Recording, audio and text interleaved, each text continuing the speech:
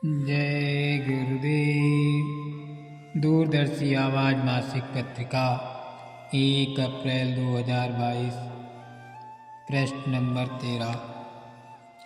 जय गुरुदेव की कलम से। बिगड़े हुए माता पिता पुत्र पुत्री को यदि गुरुजन पा जाएं, तो ये सत्य है कि अपनी शिक्षा अर्थात दैविक भाव से सुधारने के पश्चात उनके तौर तरीके को बदल देते हैं और परमार्थ का जो तौर तरीका है उसमें प्रवेश करा देते हैं। धन्य गुरुजन, तुमने पूरा सुधारने का काम कर दिया। बिगड़े जीवों को तुमने अपनी अलौकिक शक्ति द्वारा जीवन दान दिया और संसार के सत्य पथ पर अर्थात परमार्थ के सत्य रास्ते पर ला दिया और महान कृपा द्वारा रास्ता सूरत के जगाने का सूरत शब्द का उसको दिया और सूरत को जगाया। गुरु महान विद्या के भंडार है। आज बगैर गुरु की शिक्षा के घर घर हर प्रकार की कपट कटौती होती है और हर भाव के झगड़े होते हैं और स्त्रियां अपने पति के कंट्रोल में इस कदर बाहर हैं, कंट्रोल से इस कदर बाहर है जैसे पानी की मछली जब चाहा पानी में गोता लगा दिया और पता नहीं कहाँ चली गई। पति बेचारा क्या करे, उसकी समझ में आता ही नहीं कि मैं क्या करूं। परंतु जब सत्य का और धर्म का वातावरण था, उस वक्त स्त्रियां अपने पति की अधीन थीं और संतान उच्च कोटि की हुआ करती थी। पर अफसोस है कि मनुष्य ज़्यादा चंचल हो गया, वासना का जब से भंडार बना, तभी से ऐसी ही दशा भारत की बन गई और मनुष्य की क्रिया जानवर भाव में परिणित हो गई। मुझे दुख है, मनुष्य जीवन मनुष्य नहीं बनाता। सदाचारी दोनों बनो और आचार विचार ठीक रखो। अब प्राणी दुख के कारण पाप करते हैं, पर क्या करें। संसार में उपदेश की कमी है, परमात्मा बहुत कम है, महात्मा बहुत कम है, संसार बहुत बिगड़ा हुआ है। अब कौन सुधारे। तालीम तो सदा से महात्माओं की एक हो रही है और आज भी है। अपने कर्मानुसार तालीम भी ग्रहण की जाती है। तालीम एक है पर सबकी एक बुद्धि नहीं होती। आजकल तमाम भाव बुद्धि होती है। कौन पुत्र अपने पिता की आज्ञा से चलता है, कोई बिरला। अपने माता पिता के पहले तुम उपासक बनो और उनकी आज्ञा का पूर्ण पालन करो, तब तुम गुरुजनों के पास जाओ, फिर गुरुजनों की आज्ञा का पालन करो। गुरु आशिक के साथ जुल्म और भक्तों के साथ दुनिया हमेशा जुल्म करती रही, जैसा कि पलटू साहब ने इस कड़ी में कहा। पलटू नाहक भूखता जोगी देखे स्वान, और जगत भक्त सो बैर है चारों युग परमान। संत साधु महात्मा और भक्त जनों को दुनिया ने हमेशा तंग किया, हर तरह से उनको तकलीफ दी और दुनियादार बराबर इस बात की जलन करते रहे कि जिसके सच्चे परमार्थ की युक्ति प्रकट ना हो पाए। अब कलयुग का प्रभाव है, जैसे तैसे चोर कलयुग आता जा रहा है। दुनिया की तरफ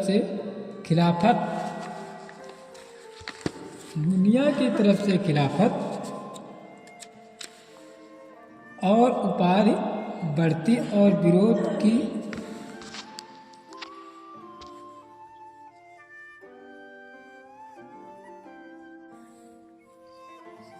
और विरोध की क्या सूरत होगी और किस कदर वो जोर पकड़ेगी, इसके निष्पक्ष पेशेवर जो संतों ने इशारे में फरमाया है, उन पर जब गौर किया गया है और किया जाता है तो रोमांच हो जाता है, शरीर कांपने लगता। ईसाई मजहब की तवारीख में आता है कि एक फिरके के लोगों ने दूसरे फिरके वालों के साथ क्या ज्यादतियाँ या जुल्म किए हैं उनसे कहीं बढ़कर, और वो जुल्म संतों के भक्तों पर कयास किया जाता है कि आइंदा होंगे जो सच्चा भक्त और परमार्थी होगा वही उनको बर्दाश्त कर सकेगा और भक्ति और परमार्थ के रास्ते में डिगमगाएगा, हटेगा नहीं। काल ये पसंद नहीं करता कि संतों का मत जारी हो, इसलिए वो हमेशा से संतों के मार्ग में रुकावटें डालता रहता है और डालता रहेगा। और जैसे जैसे समय गुजरता है काल की तरफ से मुखलिफित और उपाधि रूप भयंकर होता जाएगा। जब पहले पहल संत यहाँ पधारे थे उस वक्त उनके और उनके भक्तों और सेवकों के पीछे छुआछूत और जात बिरादरी और घर वालों वगैरह वगैरह की तरफ की उपाधि थी। जात बिरादरी और घर वाले लोग रोकते थे और विघ्न डालते थे कि जिससे सच्चा सत्संग खड़ा ना हो पाए। जो भक्त और सेवक वहाँ जाते हैं उनको अपने जात बिरादरी और घर वाले लोग तंग करते थे, तकलीफ़ें देते थे, सैकड़ों तरह की बातें करते कि वहाँ ऐसा होता है कि केवल स्त्रियाँ आती हैं, ये तो जानकी माई हैं, सीता बनी है। रास्ते में औरतों को तंग करते थे, बदनाम करते थे और कहते थे कि महात्मा दूसरों का धन हर लेते हैं, पुलिस को केस दिए जाते हैं, CID लगाई जाते हैं। लोग नाना प्रकार की हंसी उड़ाते, जितनी बदनामी होती संसार में और धूर्तबाजी वो सब दुनिया वाले महात्मा और उनके सेवक के गले में बांधते हैं। दुनिया वालों को डर समाज धर्म का नहीं रहा और वो अब आनंद नहीं हो गया। जहाँ सच्ची भक्ति और परमार्थ की सच्ची ये कार्रवाई हो रही होगी वहाँ ये सब उपाधि मौजूद होगी। दुनिया में संतों और उनके भक्तों सेवकों को चैन से नहीं रहने दिया और न रहने देंगे, बल्कि रोज नई नई उपाधि पैदा करेगी। ये सब भी मालिक की मौज मसलहत से है। सच्चे परमार्थियों को भक्ति और परमार्थ में कोई हर्ज नहीं होगा, बल्कि जिस कदर दुनिया उनको तंग करेगी उनकी भक्ति दृढ़ मजबूत और बढ़ती जाएगी। दूसरी बात यह है कि ऐसा नहीं होगा तो सच्चे झूठ की पहचान कैसे होगी। विचार करने योग्य सत्य वचन है कि असली चीज गुरु के वचनों में है, जो गुरु और शिष्य के बीच भक्ति का संबंध उत्पन्न करता है और जिसके द्वारा गुरु शिष्य को भक्ति का धन प्रदान करता है। यदि वचन की पाबंदी ना हो तो गुरु संगत में रहता हुआ भी शिष्य उनके लाभ से खाली रह जाता है और गुरु के वचनों का पालन करने वाला दूर रहकर भी रंग जाता है। इसलिए गुरु की आज्ञा अनुसार कर्म करना गुरु भक्ति का प्रथम और उत्तम धर्म है, क्योंकि जिसको गुरु के वचनों में विश्वास नहीं है उसको इकलोक और परलोक दोनों दुख रूप में बने रहते हैं। विचार करना चाहिए कि हम इस संसार में क्यों आए हैं और क्या चाहते हैं।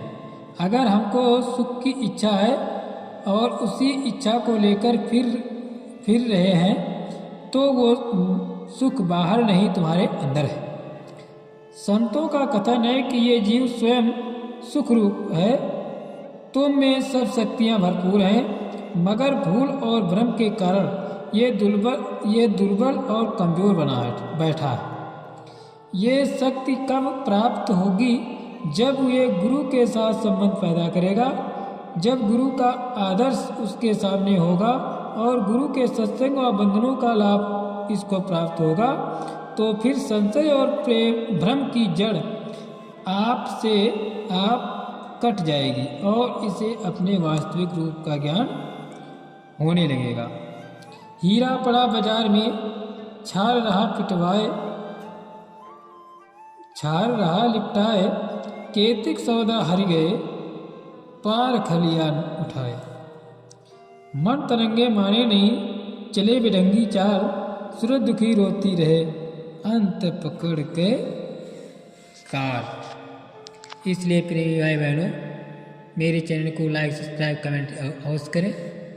जय गुरुदेव।